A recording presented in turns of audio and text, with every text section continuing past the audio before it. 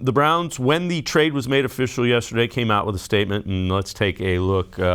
The owners, Dee Haslam, Jimmy Haslam, said in part, spent a tremendous amount of time exploring, investigating the opportunity to trade for Deshaun Watson, acutely aware and emphatic to our highly personal sentiments expressed about this decision. Our team's comprehensive evaluation process, utmost importance due to the sensitive nature of his situation and the complicated, complex factors that are involved. We understand there is still some legal proceedings that are ongoing. We will respect due process. They had straightforward dialogue on how Deshaun Watson wants to approach his career on and off the field. He was humble, sincere, candid. In our conversations, Deshaun detailed his commitment to lead our team. They wrap up by saying they're confident in Deshaun and excited about moving forward with him as the quarterback and support his genuine and determined efforts. Again, the Browns kind of reiterated that. Tim Bielik, let's welcome in Tim Bielik from the Plain Dealer as well as cleveland.com. And Tim, the price tag for strictly football things here, 2022 number one, 23 number one, 24 number one, a third in 23, a fourth in 24.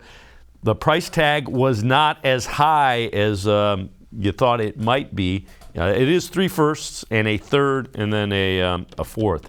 All in all, though, price tag not high. What's your reaction to the Browns' statement as well?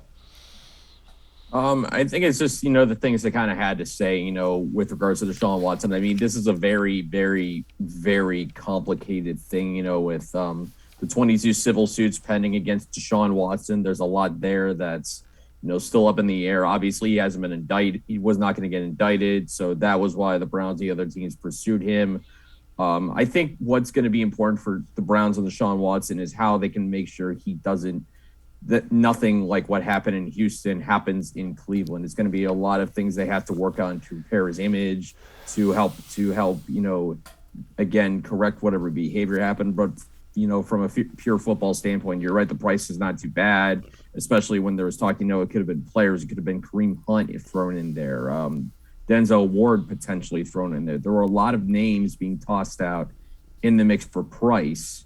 But, the fact that they only had to give up the 3 firsts plus a couple of mid-rounders and really only 1 pick in this year's draft, not a bad job as far as values considered by Andrew Berry for a talented quarterback. But, again, there's the red flags, I think, that stick out for a lot of people. And just it's what makes this trade so very, very layered and complex in a lot of ways. And again, 22 civil lawsuits, no criminal things pending. The grand jury didn't indict him. He continues to give depositions, has one tomorrow where he will give more depositions in those civil lawsuits.